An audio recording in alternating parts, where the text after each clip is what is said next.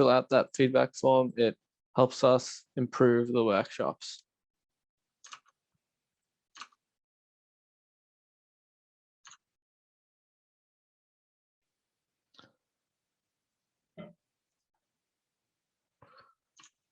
All right, so we'll just get right into what we're going to be talking about. So last time around, we discussed neural networks and how they work, how we can use them, and we went into fast AI and we discussed some amazing female data scientists and what contributions they've made to the space. This time around, we're going to be continuing with that. And showing how we can use stuff like PyTorch libraries and frameworks to create even better, more modular, easier to use libraries, and going into more details about the ethics behind it.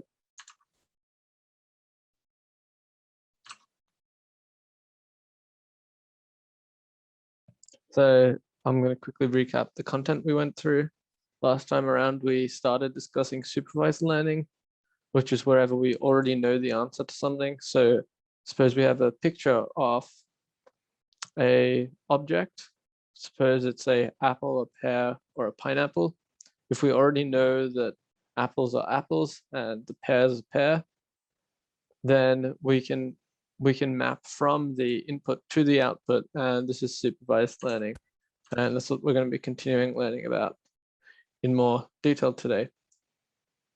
If you weren't at the last one, essentially a data set is composed of images for us, and each image can be considered as a matrix of red, green, and blue values, and each is a number.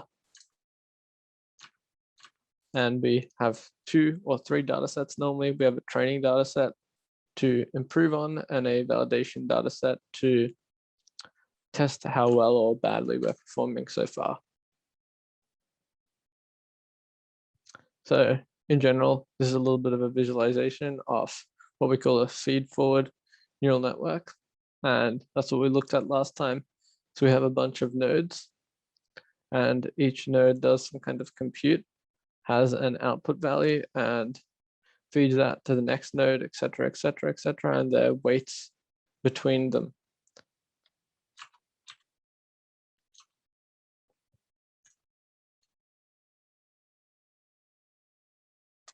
So what we discussed then is pretty much called a perceptron. Each one of those nodes, it has a bunch of numeric inputs. It does some kind of sum computation. Then it has a nonlinear function, so we can use it to classify something like images, which aren't linear. And then we have an output, and we stack these one on top of another.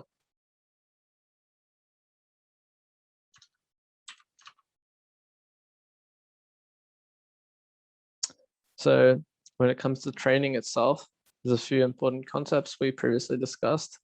The first is the loss function.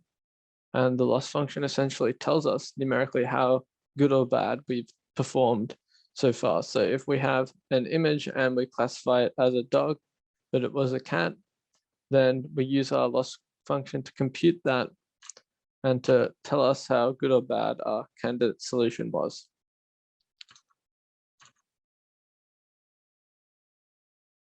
We then use gradient descent to try and improve, to figure out how much the weights all need to be changed by to be able to land on a solution which maps the input domain to a greater, better extent. So we make less mistakes essentially.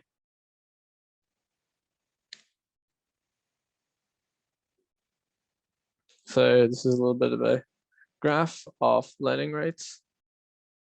And we see that the learning rate essentially changes how much we modify our weights each update.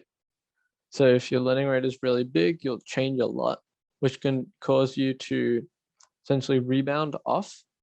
So you improve a lot at the beginning, but then you might very quickly get a lot worse because you've changed too much. But if it's way too small, it'll take you way too long to actually improve the model. And of course, we train this model the some number of epochs, and an epoch is just once we've gone through every image once. Today we'll be discussing PyTorch and how we can actually create these neural networks in PyTorch. Last time we were using FastAI, which is really easy to use and it's really intuitive, but it's not the most modular. It's not very easy to modify things, and it takes a lot of effort to do that. But with PyTorch, it's a lot easier. By the way, there should be a link for the slides in the chat if you want to take a look at them later on, or whilst we're going. So just like last time around, the problem can be broken down into several stages. The first is working with the data set and building it. So you really need to make sure you have a solid data set, and you want to try and avoid like biases or anything in it. And that's something we'll be talking about further later on. The second stage is to define what your model is, what the architecture is, how many layers you have, how it works. The third is how it trains. And the fourth is how well or badly you've performed. So at the beginning of this workshop, we'll be discussing essentially the second stage and the third stage in a lot of detail. And then we'll come back to the second one again towards the end.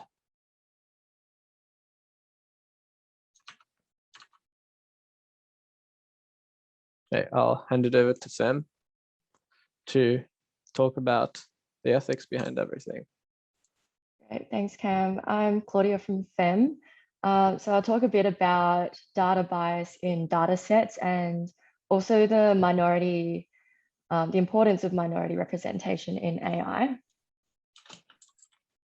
So I'll start off with a real world example, which is Amazon's recruitment tool that was biased against women and disproportionately advantaged men. So computer models were trained to screen applicants based on resumes submitted to the company over a 10-year period and then rate them on a scale of 1 to 5.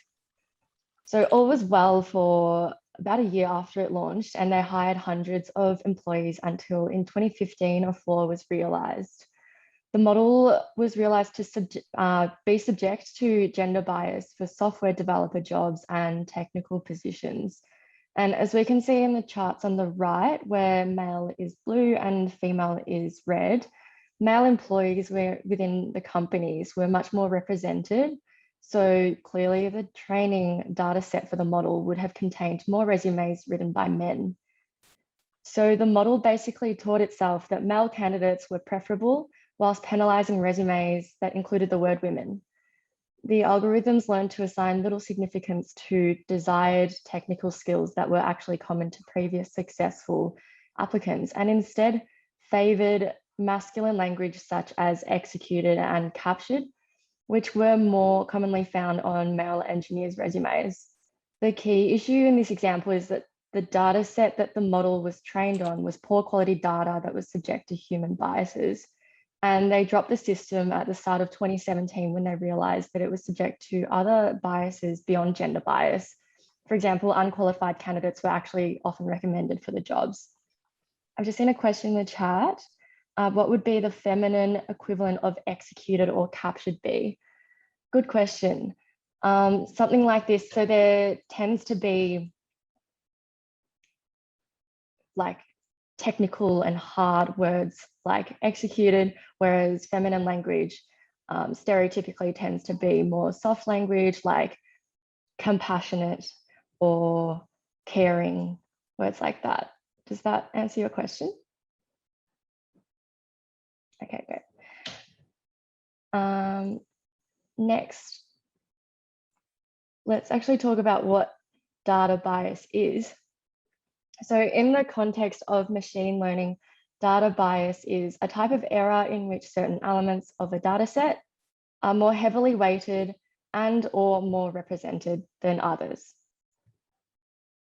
So data bias can come in many forms, and I want you all to have a bit of a quick brainstorm about what types of data bias there is and just quickly type it into the chat.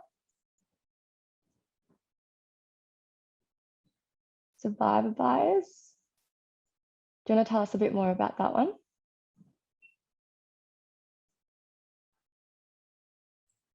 Yeah, so I think, well, I kind of learned this from like science class, Mhm. but it's like, I think in World War II, there were like planes that were like coming back after like a battle or something. And like most of them like were damaged in like some area of the plane. And then I thought it would be a good idea to put armor on where like it was damaged. Whereas like that was kind of the wrong way of thinking because the planes that didn't come back indicated that, well, they were kind of shot in more fatal areas, I guess. Yeah. Yeah, cool. Haven't heard of that one before, so thanks for sharing that one, Raymond. Confirmation bias, absolutely.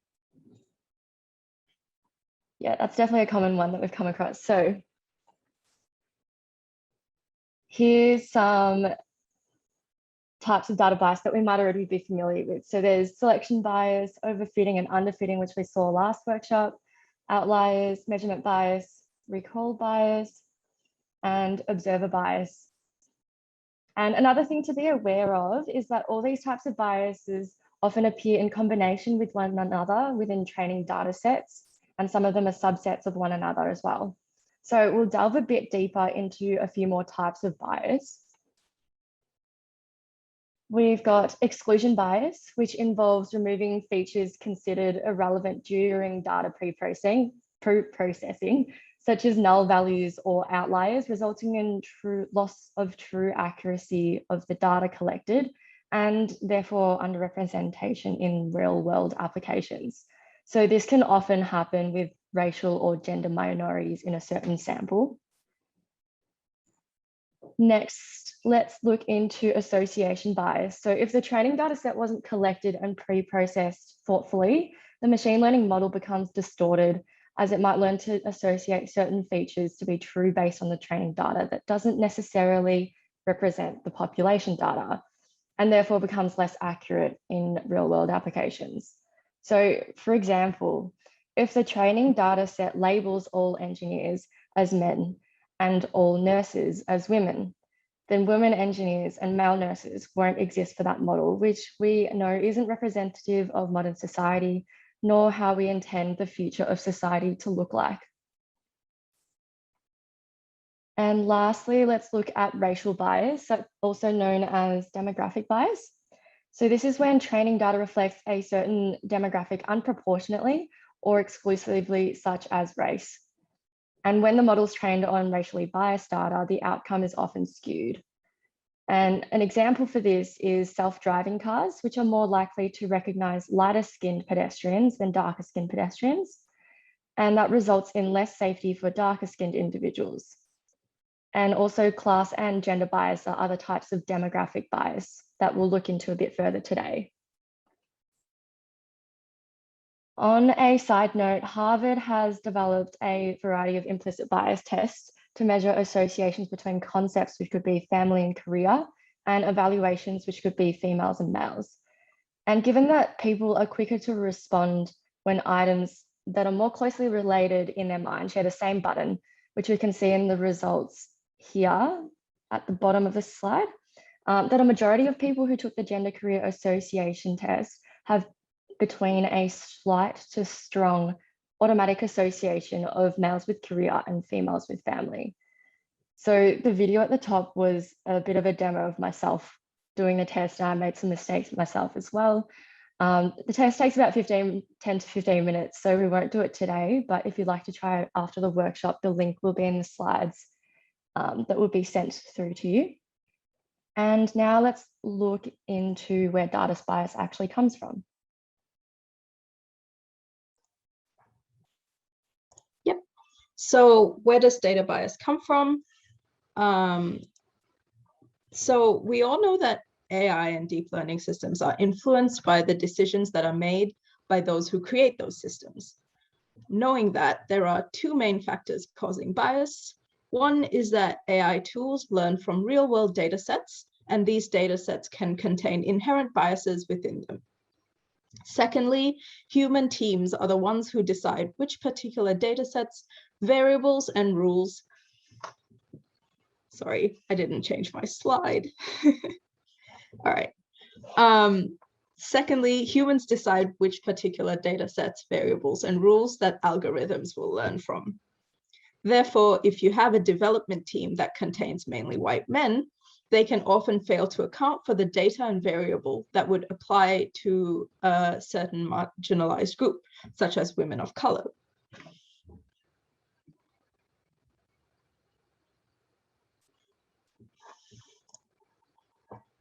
All right, so let's look at some of the inherent biases that are present in our data sets. One of these biases can come from the harmful labeling of data. It can cause underrepresentation. So for example, we often have data that is divided into binary male-female categories, and this can erase the nuances of the gender spectrum and reduce non-binary and gender fluid data, and the AI's ability to explore those different facets of gender. Another issue that presents bias is generalized data sets. So this is data that isn't broken down into specific categories and overgeneralizes things. This can often gloss over certain variables and data that would affect marginalized groups, people of color, etc. And finally, the last thing that causes data bias is the lack of ability to take into account nuanced societal effects.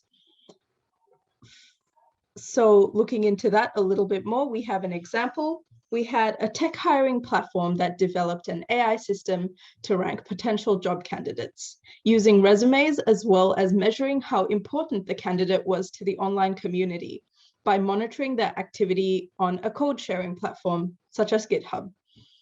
However, this type of algorithm does not take into account things such as societal expectations, which can lead to women having less time to be online, not to mention the possibility of women assuming fake or male names to avoid harassment and trolling on these platforms. Ultimately, the algorithm that was created was naturally predisposed to ranking women candidates lower than male candidates. So what you can learn from our little mini presentation is that no matter how good the model is, due to the inherent nature of bias, it is important to be aware of the ways in which your algorithm can be biased. Keeping that in mind, let's get back to how to train a model, and I'll be passing it on to Cameron.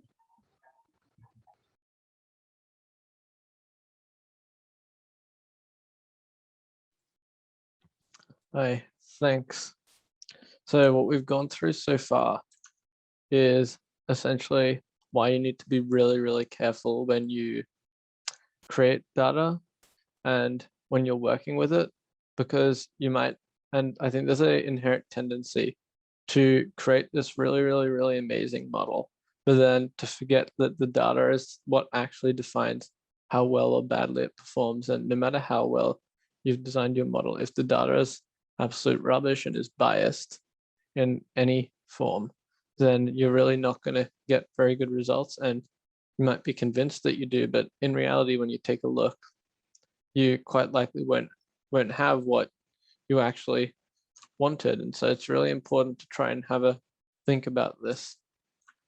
And so as we continue, just try and have a think about how the data set we're currently using today and the data you see in other places is collected and what type of biases you think could be in it. So to move on, when it comes to training a model, there's several steps involved. And I'm just going to take you through once more, just like we did in the last workshop, what those steps are and how all of that ties into PyTorch and how to actually use it. We'll be going through this in more detail once we go into breakout rooms. So the first step, there's generally three main stages. The first is you select your loss function in the optimizer.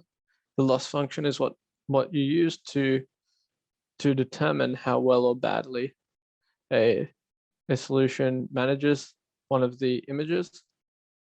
And the optimizer is what tries to improve it. You normally select Atom for this, which is just one of a large range of choices. You don't really need to consider it too much. And you normally, for classification, use cross-entropy loss for the loss function. Then you essentially go through your data set some number of times, and every time you predict, you take an image from it, you predict what you thought the label for that image is, so it's a cat, a dog, a wolf, whatever you thought it was, and you compare using the loss function what you thought the label was to the actual ground truth, what the label's value actually was, and then you back propagate, you modify the weights, and you improve, and then you continuously do this for every image or batch of images in your data set, and you do this throughout the epoch and for as many epochs as you want to perform this for.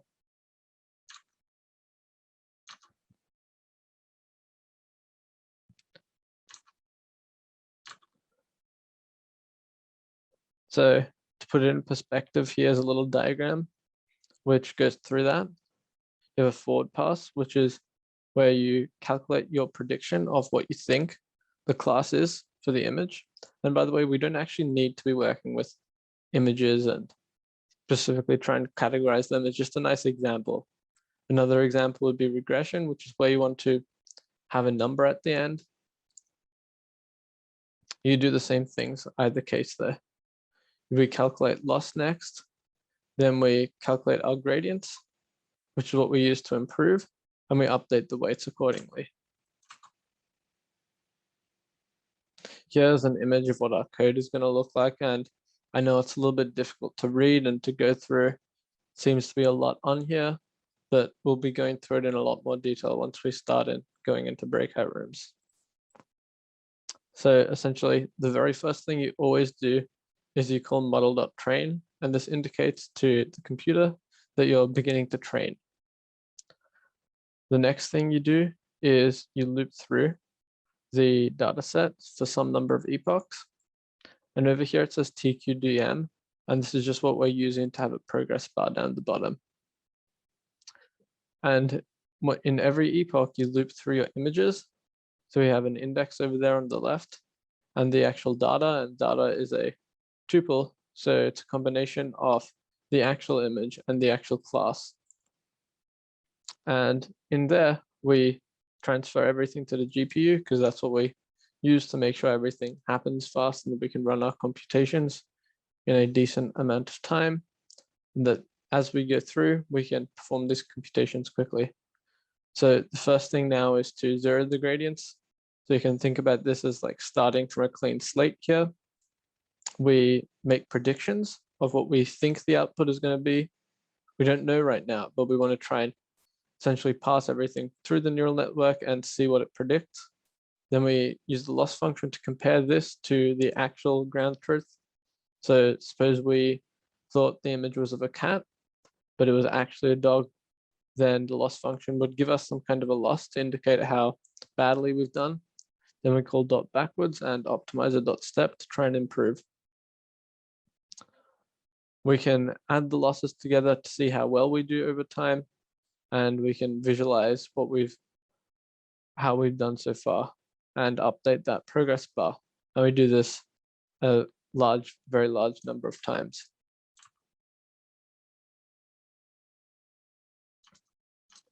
So one thing to take note here is, so far, whenever we've gone through and we've explained how a neural network works, we've only discussed this idea of a linear layer or a fully connected layer. It goes by a lot of names. Another name we might have mentioned is a dense layer.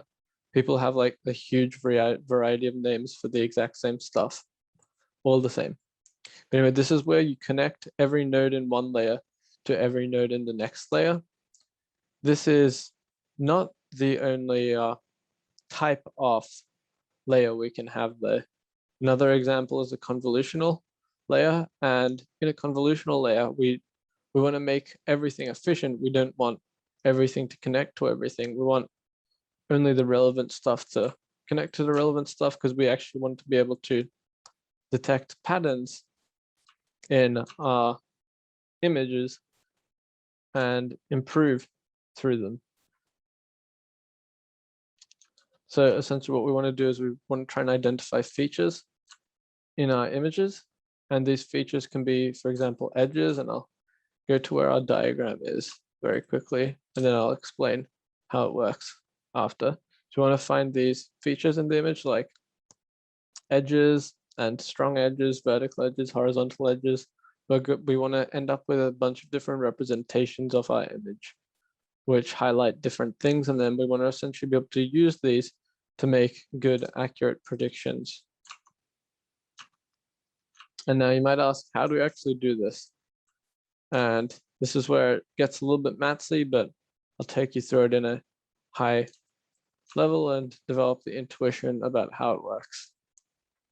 So essentially a convolutional neural network is like a small sliding window where you have an image and you slowly slide a small matrix, a small square, a small grid of numbers over the image. You convolve over it, so to speak, and you matrix multiply whatever was in the image with whatever was in your grid. And this in the end gives you a smaller image and a different representation of it. And the goal is to find the kernel that is that small set of numbers, which gives us the best set of features.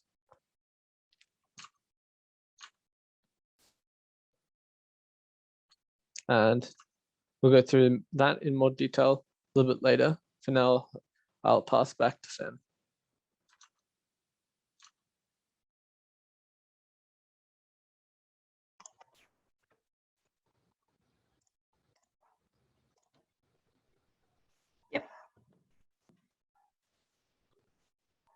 All right, so now that you've learned a little bit about how models work, let's have a look at some of the effects that biased models can have.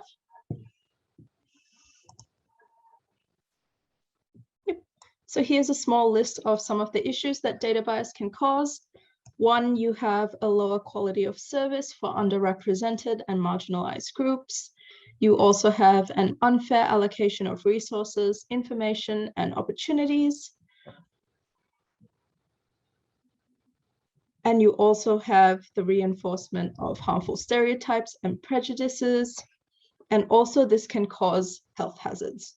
One of the examples of how this can cause a health hazard is if you have an AI that's developed to help identify skin cancer detection, but struggles to detect melanoma for darker colored skin, you are putting a group that is already disadvantaged by the healthcare system at more risk. Can you guys think of some other real world examples that might show or enhance these effects? Okay. Call out or pop it in the chat.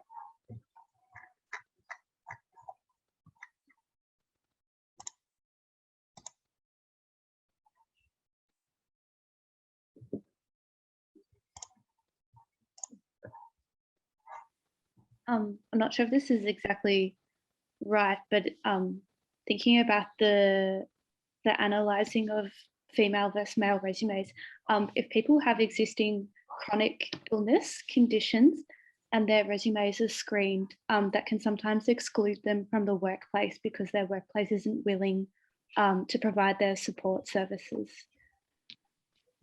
Yeah, definitely. Could further harm their health. That's sort of where I was leading to, in other words. That's a really good idea. And that kind of comes off Daryl's suggestion about survivor bias as well, I think.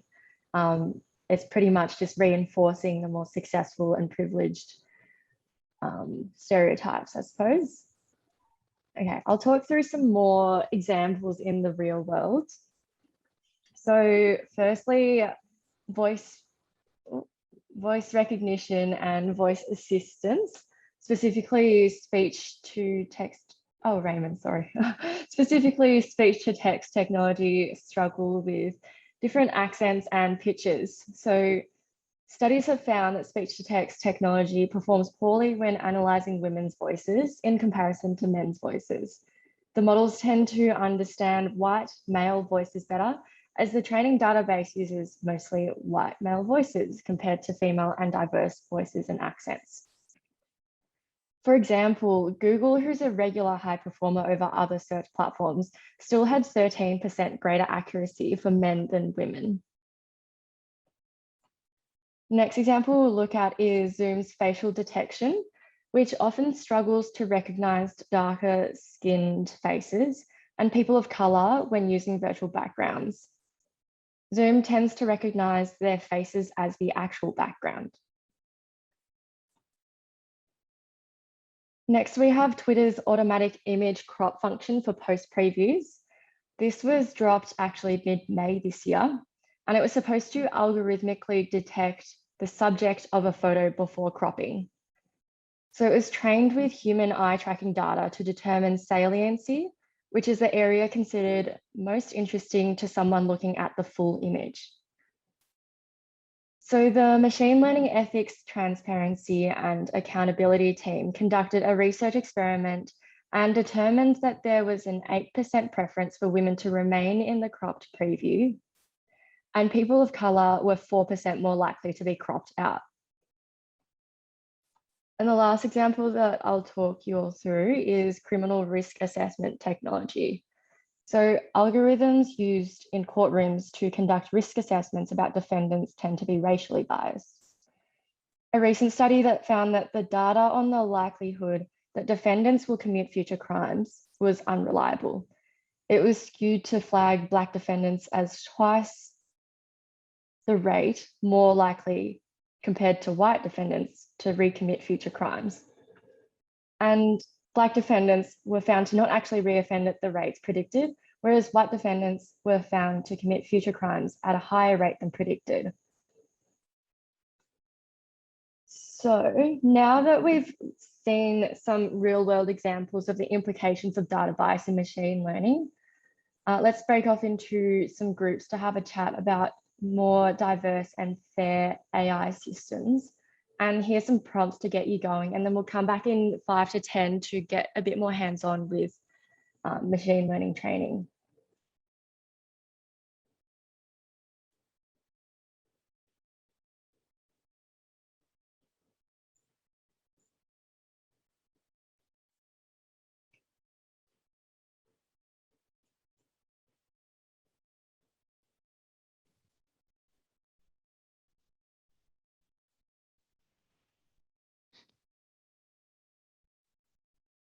Should we be getting a breakout room invite? I didn't assign you, Will, so, oh, sorry, I was going to make you co-host so you could jump around. Ah, sweet. Awesome. Thanks for that. Yeah.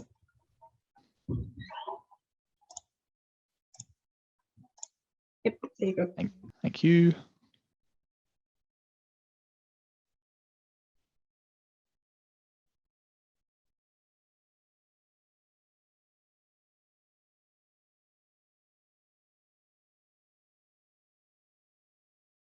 That researchers can do, which will then get passed back on to companies. Because a lot of what is currently being researched will inevitably end up falling back into companies at some point. Yeah, so kind of like a cycle, or yeah. Yeah, exactly, yeah. Yeah, there's a good amount of research which is currently being done in curation of data sets, which can then be used cleanly by people, so that rather than only having business copies, or at least industry copies, which are raw sensor outputs, or just data which has been hoovered up by users, the data has been filtered out and cleaned so that you only have, I guess, good quality data that you can actually do your stats on. And while you're doing that process, you can make notes like, this data is biased in this way, so be aware of that while you're using it. This data between this period and this period is flawed in this way, which then gives you the opportunity to only use the good parts of your data for validation and produce the least biased model possible, I guess. And so when these models and then get repurposed in industry, then hopefully that work will carry through. Yeah, that's a really good way to streamline it, because it's good to have experts in the field who do research and data collection and processing, because tech experts aren't necessarily research and data collection experts. So hopefully that works out well in the future. Did someone else want to share their idea as well? I think we had Patrick in the chat. Yeah, so our group started talking more about stereotyping and generalizing and sort of the negative effects that can have to, eliminate diversity in models. I was recently listening to this podcast called Sleepwalkers. I don't know if any of you have heard of it. It's a great podcast about AI and technology in the modern world and the sort of effects it has. They brought on this guest who was like a researcher in the AI space, I think, and she was pregnant. So on all of her social media, she was getting recommendations for, maternal wear and, products for pregnant women. And then after a few months, her advertising algorithms, they assumed that she had given birth. And so she was given recommendations of, baby wear and, infant toys and products. But it turned out she had actually miscarried. So seeing these constant reminders of, of an unborn child or what was, had large implications for her mental health. And so because it was also in her research interest, she got into discussions with these companies. She sent letters to these people being like, this is a big area that not much research has gone into. And she also met people with similar stories. And so there might be a greater emphasis in future on, placing more weight on user input into, training models as well. So not so top down, but maybe bottom up, if that makes sense. Yeah. Yeah, definitely. That's a really, really interesting point. Yeah, I think that's probably all. Yep. So on top of what you guys have discussed, here's just kind of like a quick summary of what we believe is like the answers to those questions. So looking at the importance, why is it important for us to make more diverse data sets? Like, why are we talking about this?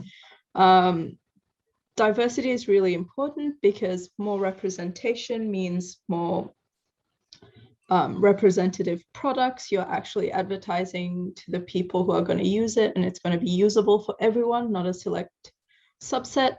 Having diversity in teams in the industry as well just leads to more innovative solutions. And on the more commercial side, it leads to more successful commercial products as well. Also, it's really important to make sure that we're providing an equal quality of service to everyone. So like I said, making sure that algorithms aren't benefiting like a certain subset and are actually benefiting everyone that it's useful for. And just making sure that no one is actively disadvantaged by these systems. So some of the examples that Claudia was talking about, like the criminal appraisal system and things like an hiring algorithm actually works to actively disadvantage people, which is really bad.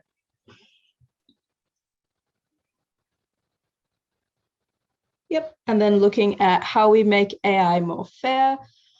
Just a couple of points. Fairness is a very tough question because it's not just a single set of requirements that define the word fair. Fairness can apply in many different ways, in many different contexts to different people.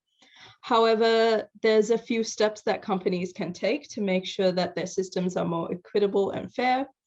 One, they should actively invest in more diverse demographic groups, and that is actively hiring and encouraging more diverse people into their teams. A more diverse AI community would be better equipped to anticipate, review, and spot bias, as well as engage the communities that are affected. Secondly, it is also important to assess data sets for underrepresentation and underlying inequities that can reflect reality, but are ultimately problematic.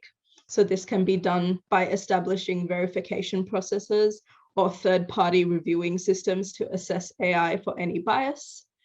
Thirdly, establishing a multidisciplinary approach to developing AI. So as you can see, AI is not just the science behind it. There are a lot more challenges. Things like determining when a system is fair enough to be released and in which situations fully automated decision-making should be allowed. These questions require multidisciplinary perspectives from ethicists, social scientists, and other humanities thinkers. And so that's why we should implement a more multidisciplinary approach. One of the key things about making AI more fair, though, is about creating an inclusive and diverse environment and from being a good ally.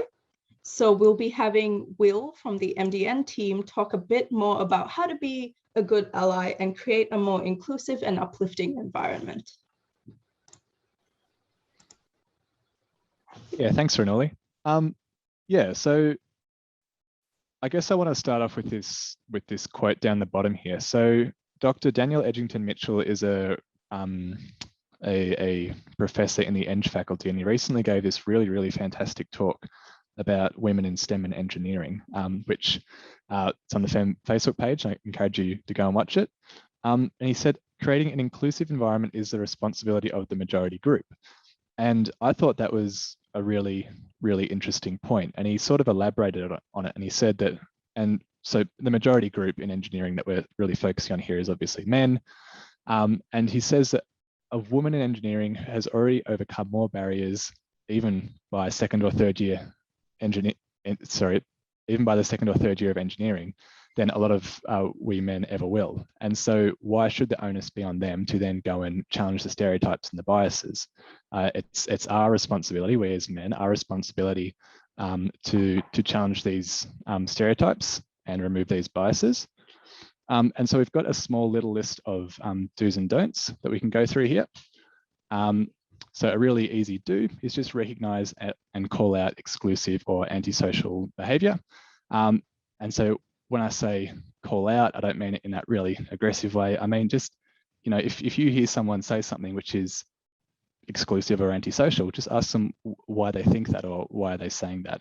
And it doesn't have to be really confrontational. It can just sort of be that moment of self-reflection, which a lot of people need to catch themselves saying or thinking something. Another really good one is to encourage diverse individuals, such as women, people of color, to get more involved in STEM in general. So we've heard a lot about, we've just heard a lot about how we can make AI more fair and the benefits of having a more fair AI community. And a lot of the times it's just things like inviting a sister or a female cousin or a female friend down to an event like this, or to something more or less formal, just to get them involved in that first place, just to build that sense of community.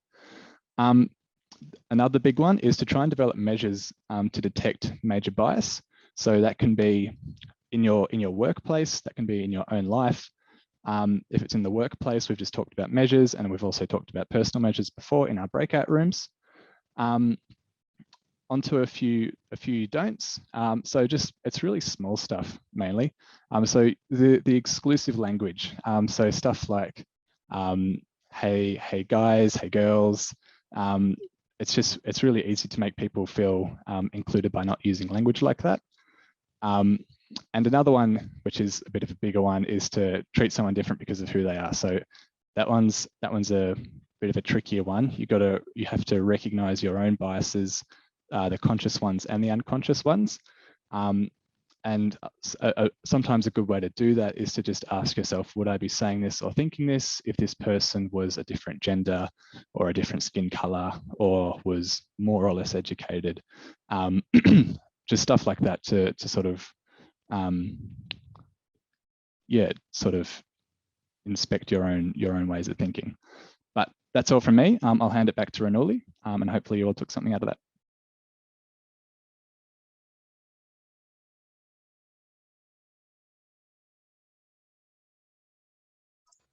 Yep. Yeah, sorry about the Facebook link. We'll be sending a new one in through the email when we do the recap email. Yep. All right. Thank you so much, Will, for talking through that. It's really important, I think, just to keep those different points in mind. Yeah, so that comes to the end of our little FEM presentation. Hopefully you all have learned a little bit more about the inherent barriers present in the AI industry and are now thinking a little more critically about developing AI systems. Try to keep all of these points in mind as you go through the rest of this workshop and next week's workshop and in any future AI development that you might do. We'll be jumping back into the MDN content, so I'll be passing it on to Cameron.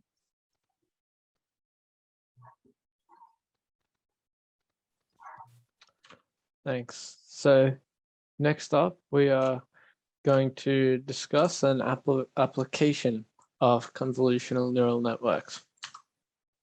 And the main purpose of showing you what a ResNet is here is just to make you aware that although we might be just showing you a single layer, you're not actually using a network with a single layer.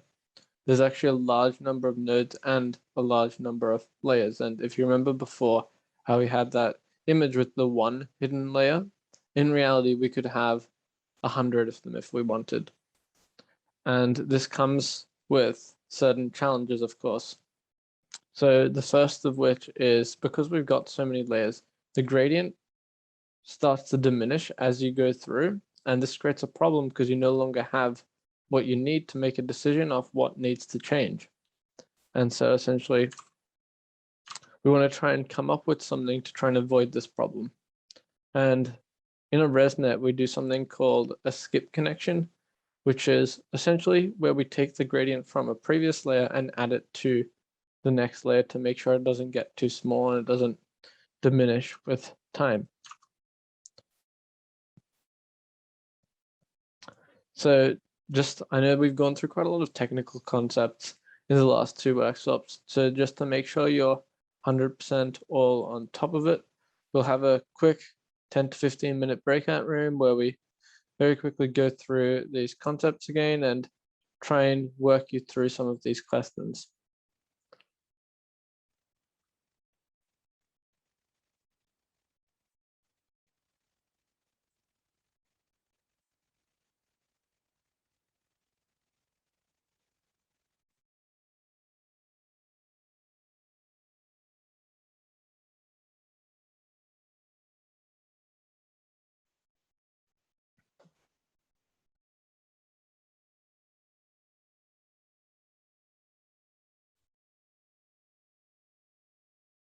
Okay, I think everyone should be back now. So I hope everyone discussed all of the technical stuff and the social education stuff and was able to understand and interpret everything. Next up, wait 1 second. So next up, what we're going to do is go through, whether can someone, oh, no, it worked this time. So next up, what we're going to go through is a practical tutorial of how we can use PyTorch.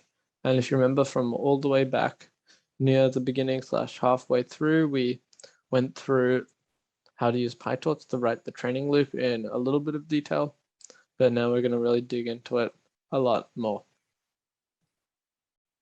So we'll send the slide on Zoom so everyone can open it up.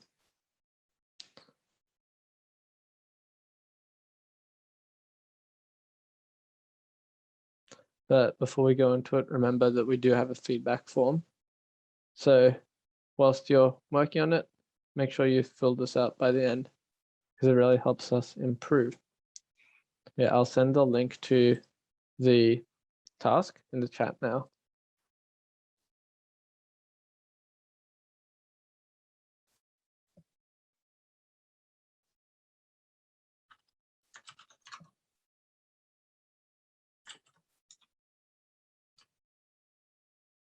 No, thanks, Claudia. We'll go into breakout rooms, and if anyone has any questions, feel free to ask. I know these are difficult topics,